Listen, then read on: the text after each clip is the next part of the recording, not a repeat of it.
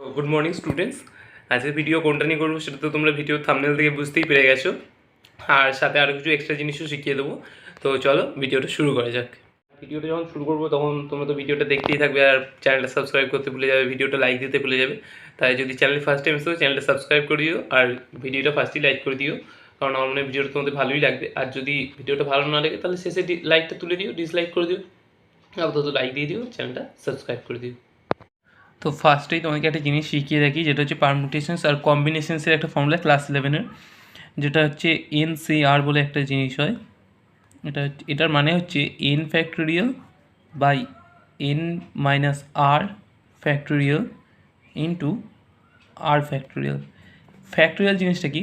Factorial মানে হচ্ছে n factorial মানে হচ্ছে n into n minus one into n minus two into n minus three, এরকম চলতে চলতে একদম 3 ইন্টু টু ইন্টু ওয়ান অবধি। মানে 5 ফ্যাক্টোরিয়াল মানে হচ্ছে 5 into four into three into two into one. 10 factorial মানে হচ্ছে 10 into nine into eight into seven into six into five into four into three into two into one. এরকম করে মানে minus one হতে হতে একদম ওয়ানে গিয়ে থামবে। এটা হচ্ছে ফ্যাক্টোরিয়াল। NCR ফর্মুলাটা কি তাহলে? n factorial by n minus r factorial into r factorial. ঠিক আছে, এটা আমি প্রথমেই বলে রাখি, এটা কাজে লাগবে আমাদের। এবার আমরা যাচ্ছি মানে মেন টপিকটায়। মনে করো a প্লাস বি আছে, এটার স্কোয়ার মানে তো আমরা সবাই জানি a square plus 2ab plus B square. তো এটার মধ্যমানটা 2ab, তো আমরা সহজেই বলে দিতে পারছি। বাট যদি বলা হয় a প্লাস বি তারপরে 100, এর মধ্যমানটা নির্ণয় করো।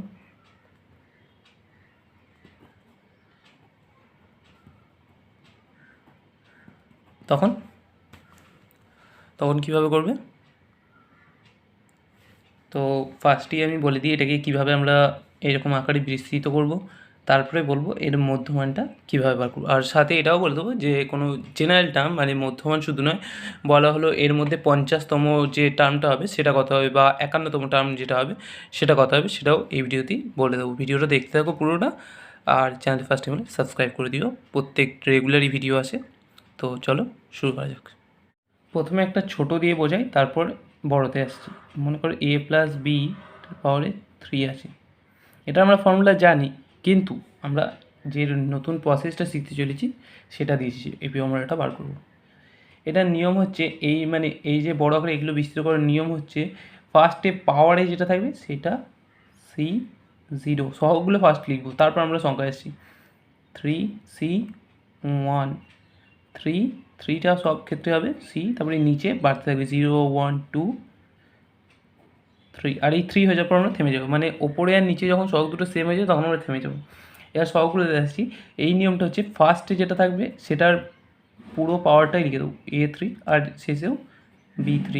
এবার যেটা হচ্ছে এই 3 এর পাওয়ার একটা করে কমবে আর বি এর পাওয়ার একটা করে বাড়বে। তো এখানে হয়ে যাবে A2, মানে a স্কোয়ার আর কি, এই 3 থেকে এক ঘর কমবে, আর বিটা হয়ে যাবে 2। তো এরপর যেটা হচ্ছে এই ক্ষেত্রেও একই, এর পাওয়ার 2 ছিল, এর পাওয়ার হবে 1, 1টা তো আর লিখি না, 1, আর বিটা হয়ে যাবে বি স্কোয়ার। এবার দেখো 3C0 মানে হচ্ছে 1, AQ প্লাস কি 3C1 আছে, 3C1 মানে হচ্ছে 3। তোমরা এগুলো চাইলে সাইডে ক্যালকুলেশনটা করে নিও, যে ফ্যাক্টরিয়ালি ভেঙে যে ফর্মুলাটা ফার্স্টেই শেখালাম NCR, এই ফর্মুলাটা দিয়ে a square B plus 3C2 আছে, 3C2 মানে হচ্ছে 3 ফ্যাক্টোরিয়াল মানে হচ্ছে 3 into two into one by 3C2 আছে, আর 3C2 মানে নিচে হচ্ছে 3 মাইনাস 2 ফ্যাক্টোরিয়াল ইন্টু 2 ফ্যাক্টোরিয়াল। আর দেখো 3 into two into one by নিচে আসছে 1 ফ্যাক্টোরিয়াল মানে 1ই ইন্টু 2 ফ্যাক্টোরিয়াল মানে 2 ইন্টু ওয়ান, 2 কেটে গেলো, তখন 3AB স্কোয়ার প্লাস 3C3 মানে 1ই হয় বিকিউ। দেখো এইটাই ফর্মুলা a প্লাস বি তার হোল কিউয়ের। আর সব ক্ষেত্রে এই যেটা শেখালাম 3C0 দিয়ে, এটা হচ্ছে জেনারেল। তাহলে a plus B to the power 100 যেটা আছে ওটা ভাঙলে কী হবে? প্রথমেই 100C0, আর কী আছে? a আছে, এর পাওয়ারে কত হবে? 100, তারপরে এটা কী হবে? 100C1 0 1, তারপরে a এর পাওয়ারে কত হবে? এক ঘর করে কমলে 99, আর b এর পরে 1।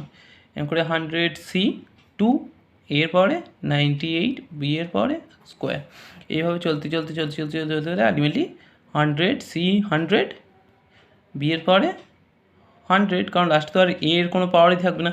এখানে যেমন এর পরে 1 এসেছে, তারপর তো এর পরে 0, সেরকম এখানে তো লাস্টে একটা পজিশনে আসবে, যেখানে এখানে হবে এর পাওয়ারে 1, এর পরে 99, তারপরে পদটাই হয়ে যাবে 100C100, আলটিমেটলি 100C0 মানে 1। আর এটা বলে দিই যে যখন নিচে 0 থাকবে তখন সব ক্ষেত্রেই 1ই হবে, কারণ উপরটা দেখো না 100C0 মানে কি 100 ফ্যাক্টোরিয়াল বাই হচ্ছে 100 minus 0 factorial into 0 factorial. 0 factorial মানে 1, এটা একটা স্পেশাল।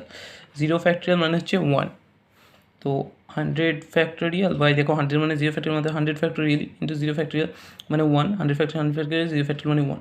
তো 100C0 তোকে নয়, বাকি যে কোনো ক্ষেত্রে C0 থাকা মানে সেটা 1। তো 1 ইন্টু a⁴100 প্লাস 100C1 মানে 100, a⁴99, b⁴1 আর 100C2 মানে অনেকটা বড়ো হবে, ক্যালকুলেটারে করে দেখে নিও, আমি স্কিপ করে যাচ্ছি। প্লাস 100C100 মানে হচ্ছে 1 ইন্টু b⁴100। এটা হলো জেনারেল এক্সপেনশন, মানে জেনারেলভাবে যদি এটাকে বড় করতে থাকি তাহলে এইভাবে হবে। এবার মেন কথায় আসছি যে এটার মধ্যমানটা কীভাবে বার করব, এটাই তো কোশ্চেন, মধ্যমানটা কীভাবে বার করব। ফার্স্টে আমরা a প্লাস b এর পাওয়ারে n নিয়ে করব। a প্লাস b এর পাওয়ারে n নিলাম, এটার যেটা ফার্স্ট টার্ম সেটা আমরা কী পাচ্ছি, পাওয়ারে n আছে মানে হচ্ছে NC0। ফার্স্টে a আছে, তাহলে a এর পাওয়ারে n, b এর পাওয়ারে 0। সেকেন্ড টার্মে যাচ্ছি, সেকেন্ড টার্মের ক্ষেত্রে কি NC1 a⁴n-1, b এর পাওয়ারে +1। থার্ড টার্ম কী হবে NC2 a⁴ কী হবে, আর এক ঘর মাইনাস হলে 2, b এর প্লাস স্কোয়ার। ফোর্থ টার্মে যাচ্ছি, কী হবে NC3 আর এক ঘর মাইনাস এর পরে 3, b এর +1 3। তাহলে আমরা যদি লিখি rতম পদ, তাহলে কত হবে NC, দেখো ফোর্থ টার্মে যখন ছিলাম তখন ছিল 3, থার্ড টার্মে যখন ছিলাম তখন ছিল 2, সেকেন্ড টার্মে ছিল 1, ফার্স্ট টার্মে ছিল 0, মানে -1 ছিল জেনারেলি। তাহলে NC আর -1। আর এর ক্ষেত্রে দেখো যখন ফোর্থ টার্মে ছিলাম ছিল 3, থার্ড টার্মে ছিল 2, সেকেন্ড টার্মে ছিল 1, ফার্স্ট টার্মে ছিল 0, মানে n-0 আর কি। তো সেক্ষেত্রে rতম পদের ক্ষেত্রেও তাই হবে n-r-1। বি এর পাওয়ারটা দেখো যখন ফোর্থ টার্ম ছিল তখন বি এর পাওয়ারে ছিল 3, যখন থার্ড টার্ম ছিল বি এর পাওয়ারে ছিল 2, তাহলে rতম ক্ষেত্রেও r-1। তাহলে যদি লিখি NC r-1 a⁴n-r+1 আর বি এর পরে r-1, এটা তো জেনারেল। যদি আমরা r+1টা লিখি তাহলে কী হবে NC r-r+1, সরি মিস্টেক হচ্ছে, যদি আমরা rতম পদ দিই তাহলে হচ্ছে NC r-1, যখন 1 ছিল 0, সেকেন্ড ছিল 1, থার্ড ছিল 2, তাহলে এই ক্ষেত্রে যখন মানে r+1টা লিখবো তাহলে অ্যাকচুয়ালি যেটা আছে সেটা থেকে 1 মাইনাস হবে, আর 1 মাইনাস হলে +1 হয়ে NCr হবে এই জায়গাটায়।